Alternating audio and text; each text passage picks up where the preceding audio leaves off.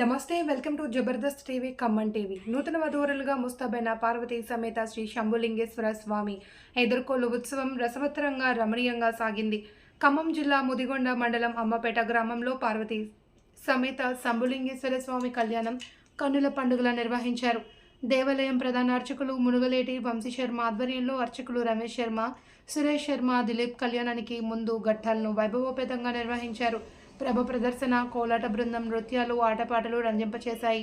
కార్యక్రమాన్ని దేవాలయం ప్రధాన నిర్వాహకులు కోయ మాధవరావు, చంద్ర దంపతులు, స్వామివారి సాక్షాత్కరిణి కాకుమాను, కమలమ్మ, దండా లక్ష్మీ జానకిరాం, వడ్డెల్లి భూపేశ్వరి, వీర రాఘవులు, సుకాసి మాధవి, సత్యనారాయణ, రామకృష్ణ, శారద, విజయకుమార్, ఓంకార్, సుభద్ర, పెంటియాల వెంకటేశ్వర్లు, శ్రీలత, బెజవాడ వెంకటేశ్వర్లు, వడ్డెల్లి సీతారామయ్య, విజయ, గడుపూడి పద్మ, రేగల్ల వీరయ్య, కిష్టయ్య బృందం తదితరులు పర్యవేక్షించారు.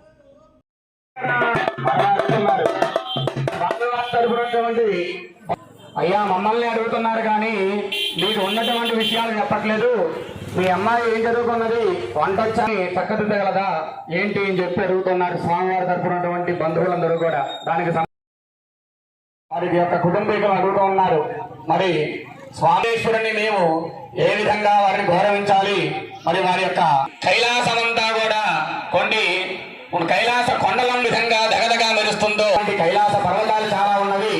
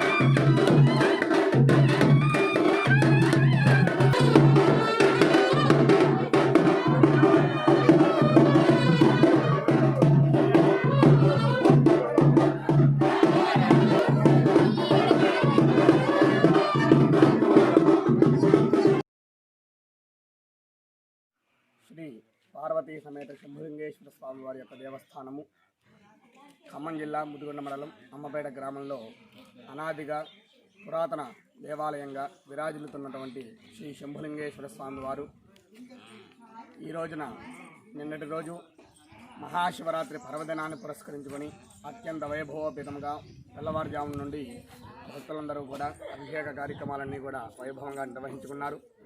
ఆ తదుపరి సాయంకాలము 6 గంటలకి ఎదురుకోల ఉత్సవంగా స్వామివారు ఎదురుకోల కార్యక్రమం జరుపుకొని కళ్యాణ మండపాన్ని వేంచేసి చక్కనైనటువంటి 21 మంది దంపతులతోటి కళ్యాణ క్రతువుని వైభవంగా పార్వతీ పాణిగ్రహణాన్ని నిర్వహించుకొని పార్వతీదేవిని కన్యగా భావన చేసి చక్కగా కన్యాదాన కార్యక్రమం చేశారు దంపతులందరూ కూడా.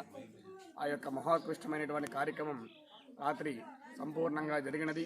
అనంతరం అఖండమైనటువంటి అన్న సంతర్పణ అన్నప్రసాద వితరణ కార్యక్రమం జరిగాయి. ఆ తదుపరి లింగోద్భవ కాల సమయంలో 12 గంటలకి స్వామివారు లింగరూపంగా అవతరించినటువంటి సమయమున సాక్షాత్తు పంచామృతాలతోటి మహారుద్రాభిషేక కార్యక్రమం అత్యంత వైభవోపేతముగా నక్షత్ర హారతిని అందరూ కూడా దర్శించి ఆ సమయాన మంత్రముగ్ధులై ఉన్నారు. భక్తులంతా కూడా చక్కగా భక్తుల యొక్క కోరికలన్నీ కూడా నెరవేరడం కొరకు కోరికలన్నీ కూడా కోరుకొని స్వామివారి నమస్కారం చేసి తెల్లవార్లు కూడా భక్తులు చాలామంది జాగరణ చేసి స్వామివారి యొక్క అనుష్ఠానంతో అదేవిధంగా మంత్రశక్తితోటి నామస్మరణతో శివాలయంలో రాత్రంతా కూడా జాగారం చేశారు.